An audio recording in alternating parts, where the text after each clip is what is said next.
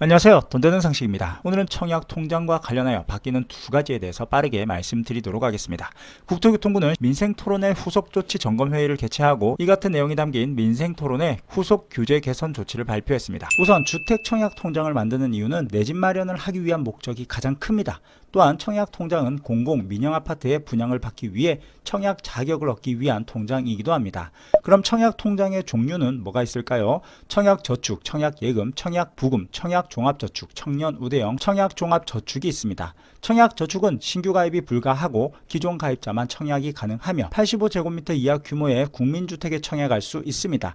납부 금액은 월 2만원에서 10만원까지 납부할 수 있습니다. 청약 예금은 신규 가입이 불가하고요. 예치금을 입금하고 일정 기간 지나면 1순위 자격이 주어집니다. 청약 부금은 만 19세 이상 85제곱미터 이하 규모의 민영주택에 청약할 수 있습니다. 월 2만원에서 월 50만원까지 납부가 가능합니다. 청약 종합저축은 국민주택과 민영주택을 모두 청약할 수 있고 입금 또한 적립이나 예치를 병행할 수 있습니다. 청년 우대형 청약 종합저축은 19세 이상 34세 이하만 가입이 가능하고 연 3.3%로 금리가 높습니다. 월 2만원부터 50만원까지 자유 적립식으로 입금이 가능하며 연소득이 3천만원 이하이며 무주택 세대주, 세대주 예정자, 세대원 중 어느 하나에 해당해야 합니다. 자, 그런데 여기서 청약저축 가입자들이 청약 신청에 있어 역차별을 하고 있다고 분통을 터뜨리고 있는데요. 60점 이상 포인트가 쌓여 있는 청약저축 통장이 있음에도 국민주택에만 청약을 할 수 있어 형평성에 문제가 있다고 제기되었습니다. 2007년 공공주택 청약저축에 가입하였고 벌써 16년 이상 납부하고 있지만 앞서 말씀드린 대로 청약저축은 국민주택에만 청약을 할 수 있는데요.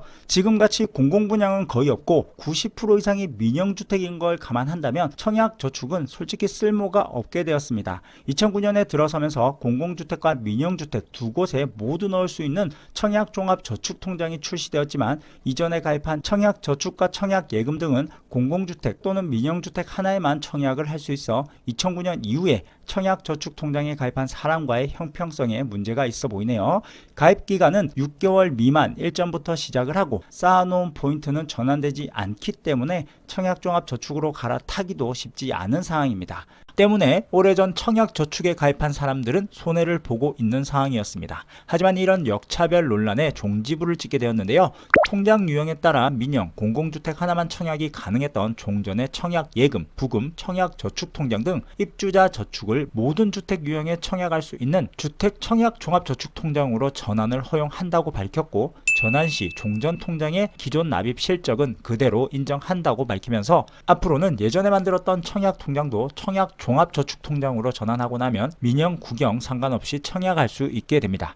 또한 1983년부터 유지되어 왔던 청약통장 월 납입금이 10만원까지 인정하던 한도도 월 25만원으로 상향한다고 밝혔는데요. 청약통장은 월 2만원에서 월 50만원까지 자유롭게 납부 가능하지만 납입 횟수와 납입금액을 계산할 때 1회로 인정되는 납입금액은 최대 10만원이었기 때문에 1회 납부금액이 10만원을 초과하게 되면 계산에 포함되지 않으면서 더 많은 금액을 넣어도 경쟁에서는 활용되지 못했습니다. 하지만 앞으로는 최대 25만원까지 인정하게 되고 25만원까지 인정하게 되면 청약통장 소득 공제 또한 최대한 늘어날 수 있게 되었습니다. 연봉을 기준으로 7천만원 이하 무주택 세대주는 매년 청약주택통장에 납입한 금액 중 최대 300만원까지 공제를 받을 수 있게 되었습니다. 특히 연말정산이나 종합소득세 소득 구간에 맞닿아 있다면 이 부분도 절대 놓치지 말고 세제 혜택도 받아보시면 좋을 것 같습니다. 그럼 오늘은 달라지는 청약통장에 대해서 말씀드렸는데요. 오늘 영상은 여기까지 할게요.